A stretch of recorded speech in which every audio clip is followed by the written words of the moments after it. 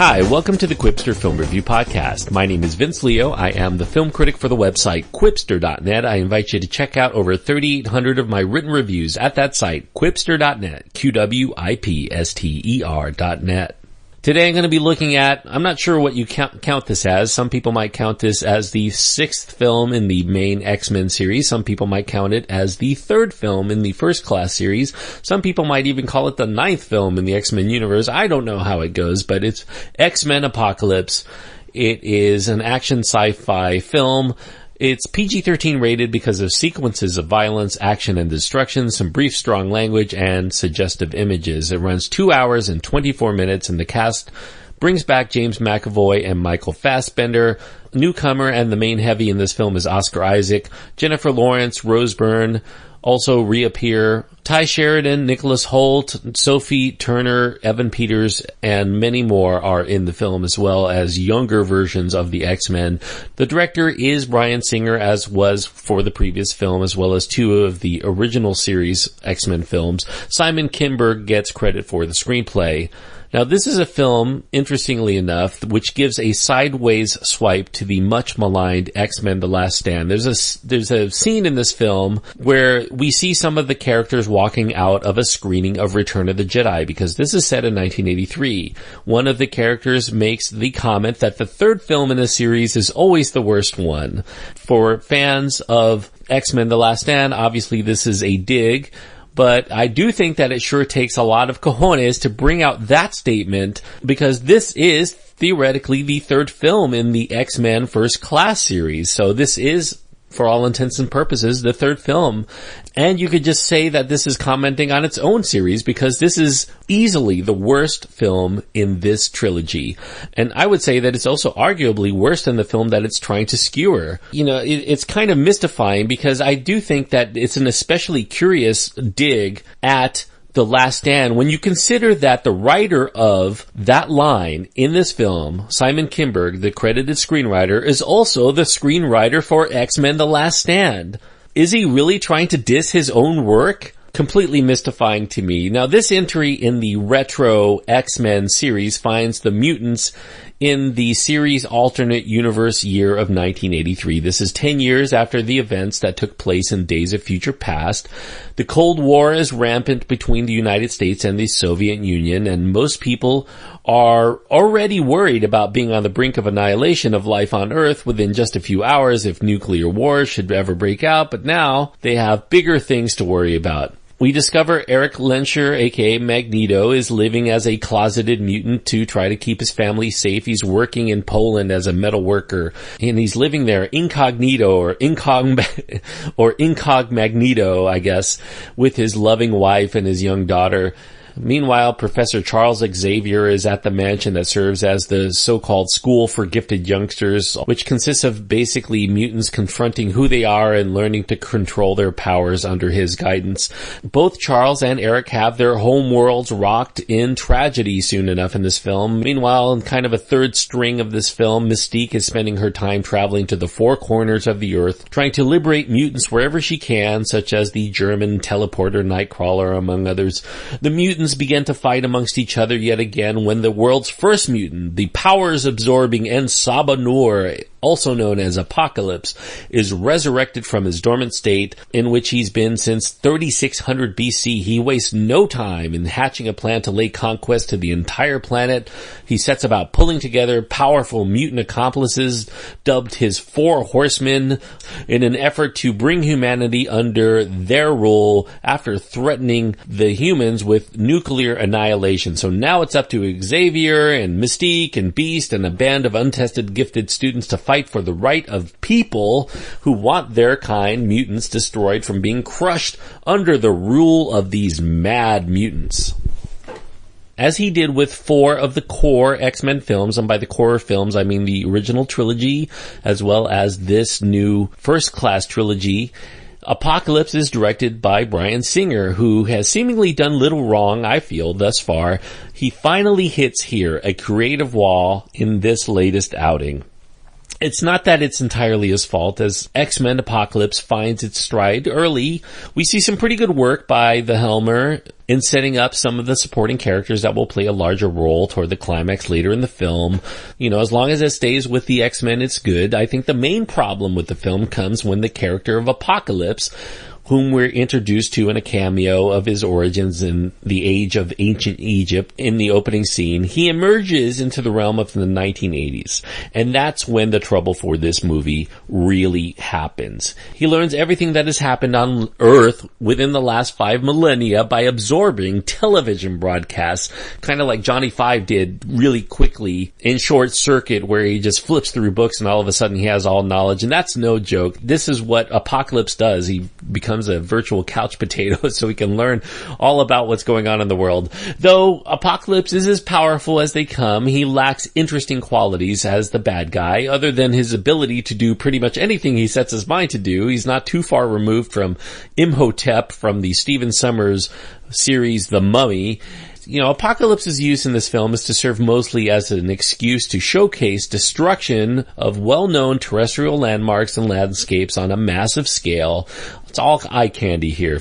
While the 4 horsemen are converted to his cronies with minimal rationale, they're shoehorned in to make for instant adversaries and to squeeze in more barely developed characters such as the younger versions of Storm and Cyclops and Angel and Psylocke, who I presume is going to become part of the spin-off series that they're proposing, the X-Force series. A young Jean Grey is also in here too. Presumably they're going to be utilized in future films, but that remains a question since they say that this is the last of the First Class series. I guess we'll find out soon enough. The best scene in the prior film, Days of Future Past, gets somewhat recreated here in X-Men Apocalypse. This time there's another lengthy music video montage in which Quicksilver is in speed mode while the world around him is in slow motion. It's set to the Eurythmics' Sweet Dreams Are Made of This. It's great eye candy. I love this effect, but somehow the regurgitated nature of this, when compared to the work in Days of Future Past, it makes it feel like an obligatory fan service this time around instead of what it was originally, a wholly pleasant surprise in Days of Future Past. Now it feels like, oh, let's do another one of these scenes. People seem to love it the first time around. There are attempts here at quieter moments. I'll give it that credit. We have Professor Xavier's attempt to reconnect with an ex-love that he's wiped the memories of, CIA agent or official, I'm not sure, Moira McTaggart, who's played by Rose Byrne, who was in the First Class film. These kinds of quieter moments also fail to compel through the sense of superficiality that has largely permeated the series thus far, but which they've managed to avoid because you don't really stop to think about things too much. And in this film, you're kind of forced to. Now, this series had once set itself apart through subversive social metaphors, covering such things as sexuality and equality among people, using the mutants as representatives of those people who are underrepresented. But this entry mostly pushes such notions aside in lieu of lots of superhero flexing and posturing. It tries to give you poster-worthy shots of all of these superheroes in comic book mode, basically doing their thing in grand style in front of green screen backgrounds of buildings that are crumbling into rubble and explosions going on galore. As for the rest of the movie, it's all overblown, it's overly violent, it's largely without much needed choice comic relief, save for that diss of X-Men The Last Stand that ends up boomeranging in its face. And there's also not that kind of particularly revelatory thematic subtext that we've come to enjoy from the X-Men films. And that's a shame given that the early 1980s setting is rife for a lot of truly funny pop cultural references or even a wealth of historical importance to the era. So where is the fun? Where is the gravitas in X-Men Apocalypse? That's my main question. In place of the fun and the gravitas that we should be getting, we get monotony and a lot of plot points that dart around with little expository effort to hold it all together. It's a shame that Bryan Singer did not wrangle more screenwriters in than Simon Kinberg.